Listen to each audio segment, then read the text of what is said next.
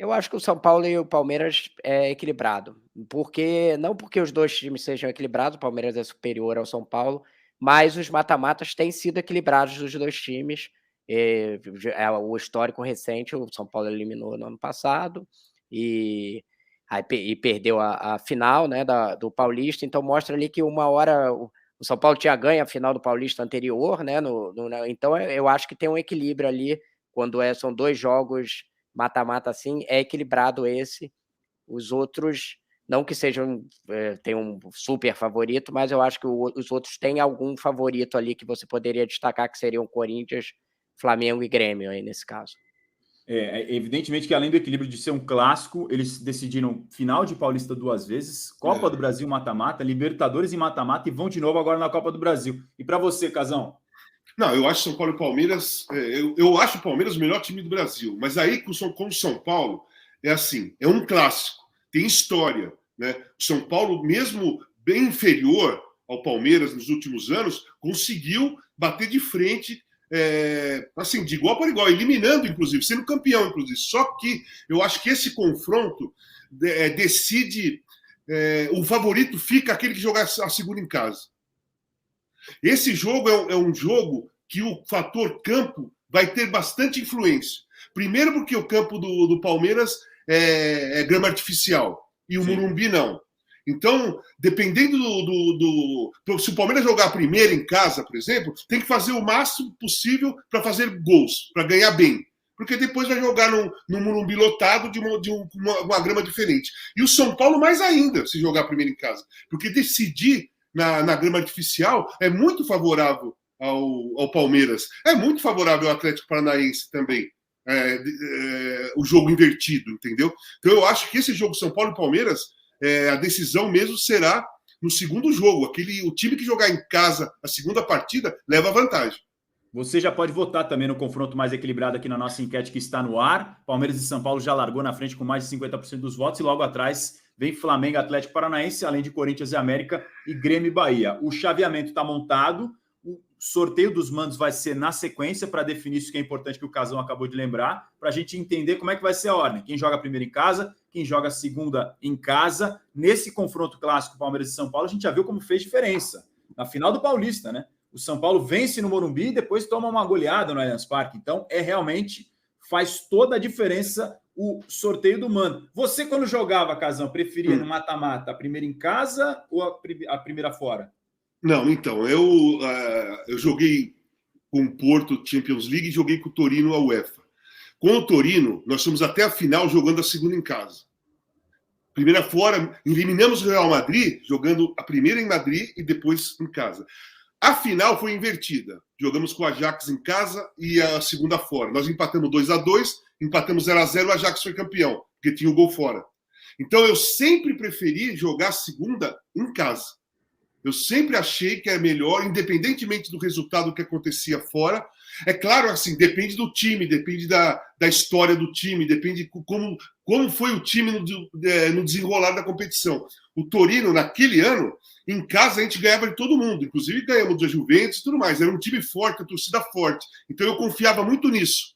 No caso do Corinthians, por exemplo, o Corinthians mostrou isso contra o Atlético. Mostrou isso ano passado contra o Atlético Goianiense, né? Que em casa, mesmo com um time que não está bem, em casa a segunda partida é complicada jogar com o Corinthians, o adversário vencendo com qualquer resultado na primeira partida. Então eu prefiro jogar a segunda em casa, sempre achei melhor. O Corinthians reverteu, né? As duas situações contra o Remo e contra o Atlético. Então tem o Remo ainda. Tem o Remo, o Atlético Goianiense ano passado e o Atlético Mineiro agora.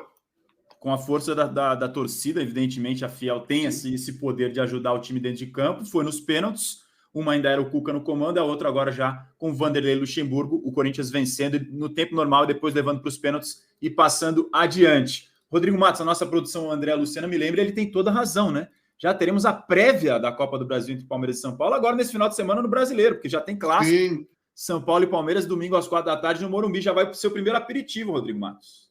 Pois é engraçado que o Casão estava falando um negócio de que depois é sempre melhor jogar depois, e o mando tem sido muito decisivo nesse Palmeiras e São Paulo, mas ano passado eu dei uma pesquisadinha aqui rápido, na verdade o segundo jogo foi no Allianz, né? É que o São Paulo fez 1-0 e aí teve aquele 2-1 cheio de história, polêmica ali. Nossa que o gol do São Paulo foi discutido, aí tinha um pênalti que o Palmeiras pediu ali. Era um jogo esse, até bem lembrado, Rodrigo, perdão te interromper, esse jogo parecia que ia ser uma reprise da final do Paulista, porque o Palmeiras faz 2-0 o Palmeiras estava atropelando. Isso. Exatamente, parecia que ia golear de novo, e aí a história inteira muda, porque é o clássico, né, Casão? O clássico tem esse poder de equilibrar as coisas.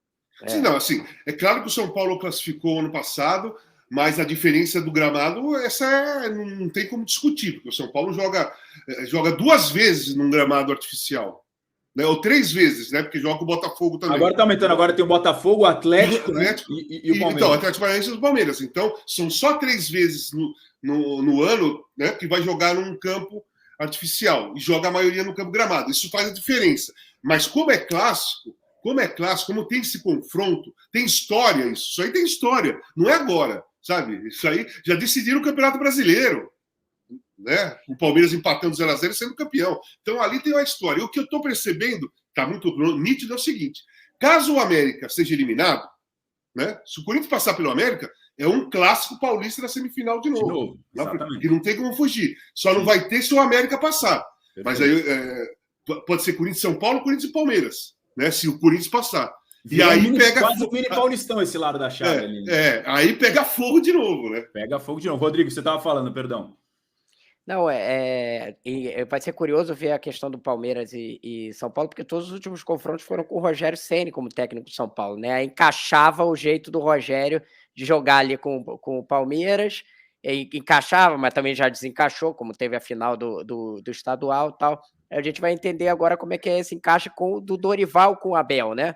Vai ser o novo par dele, porque não é aquele jogo do Rogério, que vai para cima, ficava marcando pressão lá em cima, ficava tentando criar incômodo para o adversário e tal, raramente recuava. O Dorival é um técnico que não tem problema de, às vezes, recuar um pouco o time dele, né? E jogar um pouco em contra-ataque. Vai ser curioso ver se vai ter um novo formato, digamos assim, em relação aos mata-matas que teve anteriores, né? Eu quero o time do Dorival está conseguindo fazer, é um time limitado tecnicamente. Sim. O São Paulo é inferior ao Palmeiras, mas ele está conseguindo fazer as duas coisas, né? Porque no jogo com o Grêmio domingo, o Grêmio amassou o São Paulo no primeiro tempo. Fez 2-0. O segundo foi inteirinho do São Paulo. O Grêmio recuou e o São Paulo ficou pressionando, bola na trave, chutou, goleiro pegando. Então o São Paulo, pelo que eu vi, claro, Campeonato Brasileiro, não ia ser eliminado, né, domingo, não foi eliminado. Mas o São Paulo está com um estilo, quando precisa empurrar o adversário para trás, ele está conseguindo fazer. Só que é oscilação, né? Contra o Sport, tomou 3 em casa. Né? Lá contra o Grêmio, merecia empatar o jogo. Né? Curioso, Casão, que nesses 2 jogos que você acabou de citar foram viradas, né? Porque o São Paulo sai na frente contra o Sport e depois também toma virada contra o Grêmio em 2 situações. Sim, exatamente. Com o Grêmio, ele toma virada, né? Exato. Então, tomou 2 viradas, mas no primeiro tempo contra o Grêmio, ele ficou totalmente defensivo, né? Ele ficou sendo como se fosse uma luta de boxe, estava nas cordas e o Grêmio socando. O segundo tempo foi ao contrário. Até não entendi porque o Grêmio recuou tanto. Porque o São Paulo pressionou e mereceu a vitória.